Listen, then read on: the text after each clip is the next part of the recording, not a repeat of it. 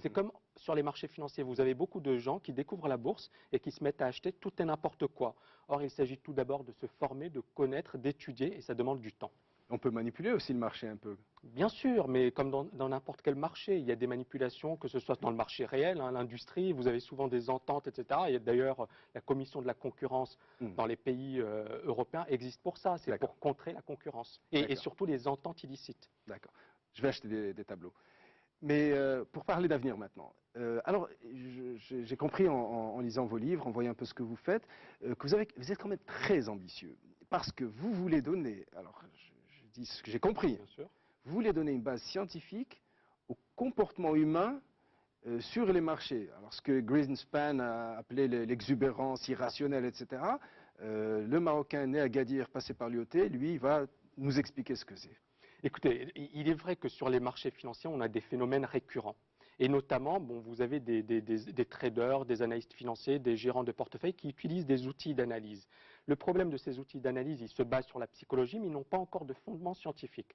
L'objet aujourd'hui, c'est justement, bon, avec une équipe à Dauphine, c'est notamment de se baser sur une base de données qui est fournie par un site où il y a une compétition de trading en ligne. Comment s'appelle ce site? Alors, zonebourse.com. Zonebourse.com. Et donc, il y a une base de données, il y a énormément d'intervenants. L'objectif, c'est d'étudier les positions de ces intervenants, de voir un petit peu les fautes qu'ils commettent, mais également de voir s'il est possible, à travers le comportement de ces individus, de prédire la bourse. Et il est vrai qu'effectivement, ça donnerait du crédit sur un plan scientifique et sur un plan également mathématique à certaines hypothèses qu'on a établies. Mais alors, si vous arrivez, moi je vous souhaite tout le succès du monde, mais si vous y arrivez, on pourrait remplacer les traders par des robots. Non, non. Et justement, c'est-à-dire que pour moi, les robots peuvent effectivement battre les marchés à certains moments, mais il y a toujours cette intuition humaine. C'est-à-dire qu'on a eu le phénomène l'année dernière. On a développé énormément de robots à Wall Street.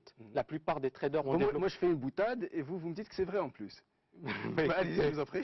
Voilà, on a eu énormément de robots qui ont été développés à Wall Street et à un certain moment, tous les robots se sont positionnés dans le même sens parce qu'on avait des mathématiciens qui ont développé les mêmes modèles, donc des clones. Et en développant les mêmes modèles, ils se sont retrouvés à faire les mêmes erreurs. Et lorsque le marché s'est retourné, on s'est retrouvé dans une situation d'illiquidité. Il n'y avait que des acheteurs et plus de vendeurs. Et donc le marché s'est effondré.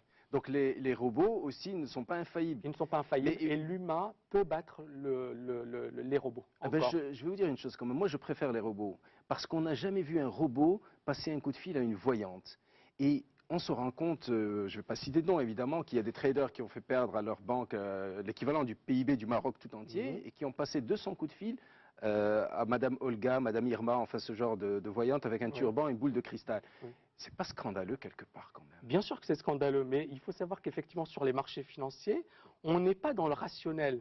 On a compris, après avoir passé une heure avec vous, on a compris. Il y a des phases rationnelles où les gens vont chercher à acheter de la valeur, mais il y a des phases où les émotions vont prendre le dessus. Et c'est le cas sur les marchés financiers, mais également dans la vie de tous les jours. Lorsque vous voyez une file, lorsque vous voyez également des gens qui se précipitent, on se précipite avec eux. On se précipite avec eux, il n'y a rien de rationnel. Et bien sur les marchés financiers, il y a des comportements humains qui se matérialisent et c'est avant tout l'humain dans toute sa splendeur que l'on voit sur les marchés financiers. Donc c'est le livre La psychologie du trader ou des grands traders, c'est le livre que vous avez écrit, il se vend bien. Écoutez, il se vend bien, c'est le 3e tirage, donc plus de 5-6 000 exemplaires. Il faut savoir que pour Entre nous, vous avez eu le nez creux, vous êtes bien tombé au bon moment. Écoutez, à l'origine, j'ai écrit cet ouvrage parce que je n'ai pas trouvé d'ouvrage suffisamment satisfaisant sur le domaine et je me suis dit qu'il fallait écrire quelque chose sur le sujet. 6 mois après, on a eu le scandale que tout le monde connaît, c'est-à-dire un trader, l'affaire Kerviel, un trader qui plombe la Société Générale, qui lui fait perdre quasiment 5 milliards d'euros. Et à partir de là, la plupart des journalistes... et votre livre apparaît à ce moment-là? Et à partir de là, effectivement, cet ouvrage qui se vendait déjà bien explose au niveau des ventes. Bon, en tout cas, je vous félicite parce que vous nous avez fait passer quand même un message d'espoir malgré tout et vous avez bien mérité de la profession de trader malgré tout. Je crois qu'on les déteste un peu moins après une heure de discussion avec vous. Merci. Merci beaucoup, Monsieur Khabbaj.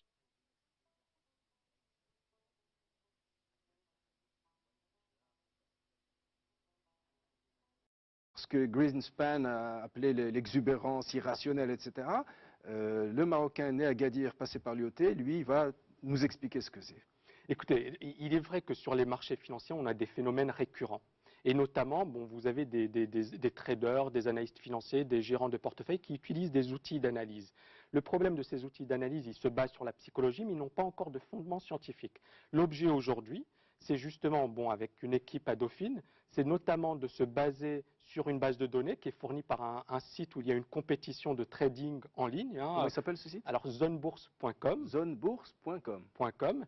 Et donc, il y a une base de données, il y a énormément d'intervenants. L'objectif, c'est d'étudier les positions de ces intervenants, de voir un petit peu les fautes qu'ils commettent, mais également, c'est comme sur les marchés financiers, vous avez beaucoup de gens qui découvrent la bourse et qui se mettent à acheter tout et n'importe quoi. Or, il s'agit tout d'abord de se former, de connaître, d'étudier, et ça demande du temps. On peut manipuler aussi le marché un peu. Bien sûr, mais comme dans n'importe quel marché, il y a des manipulations, que ce soit dans le marché réel, l'industrie, vous avez souvent des ententes, etc. Et d'ailleurs, la commission de la concurrence dans les pays européens existe pour ça, c'est pour contrer la concurrence et surtout les ententes illicites. D'accord. Je vais acheter des tableaux. Mais pour parler d'avenir maintenant, alors j'ai compris en lisant vos livres, en voyant un peu ce que vous faites, que vous êtes quand même très ambitieux. Parce que vous voulez donner, alors je dis ce que j'ai compris, Bien sûr. vous voulez donner une base scientifique au comportement humain sur les marchés. Alors, de voir s'il est possible, à travers le comportement de ces individus, de prédire la bourse. Et il est vrai qu'effectivement, ça donnerait du crédit sur un plan scientifique et sur un plan également mathématique à certaines hypothèses qu'on a établies. Mais alors, si vous arrivez, moi je vous souhaite tout le succès du monde, mais si vous y arrivez, on pourrait remplacer les traders par des robots. Non, non. Et justement, c'est-à-dire que pour moi, les robots peuvent effectivement battre les marchés à certains moments, mais il y a toujours cette intuition humaine. C'est-à-dire qu'on a eu le phénomène l'année dernière. On a développé énormément de robots à Wall Street. La plupart des traders ont développé... Moi, je fais une boutade et vous me dites que c'est vrai en plus. Allez-y, je vous en prie. Voilà, on a eu énormément de robots qui ont été développés à Wall Street. Et à un certain moment, tous les robots se sont positionnés dans le même sens parce qu'on avait des mathématiciens qui ont développé... On va passer une heure avec vous, on a compris. Il y a des phases rationnelles où les gens vont chercher à acheter de la valeur, mais il y a des phases où les émotions vont prendre le dessus. Et c'est le cas sur les marchés financiers, mais également dans la vie de tous les jours. Lorsque vous voyez une file, lorsque vous voyez également des gens qui se précipitent, on se précipite avec eux. On se précipite avec eux, il n'y a rien de rationnel. Et bien sûr, les marchés financiers, il y a des comportements humains qui se matérialisent et c'est avant tout l'humain dans toute sa splendeur que l'on voit sur les marchés financiers. Donc c'est le livre La psychologie du trader ou des grands traders, c'est le livre que vous avez écrit, il se vend bien. Écoutez, il se vend bien, c'est le 3e tirage, donc plus de 5-6 000 exemplaires.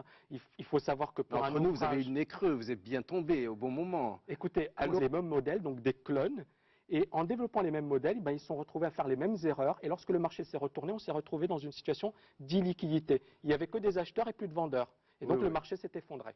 Donc les robots aussi ne sont pas infaillibles. Ils ne sont pas infaillibles et l'humain peut battre les robots. Je vais vous dire une chose quand même. Moi je préfère les robots parce qu'on n'a jamais vu un robot passer un coup de fil à une voyante. Et on se rend compte, je ne vais pas citer de nom évidemment, qu'il y a des traders qui ont fait perdre à leur banque l'équivalent du PIB du Maroc tout entier et qui ont passé 200 coups de fil à Madame Olga, Madame Irma, enfin ce genre de voyante avec un turban et une boule de cristal. C'est pas scandaleux quelque part quand même? Bien sûr que c'est scandaleux, mais il faut savoir qu'effectivement sur les marchés financiers, on n'est pas dans le rationnel.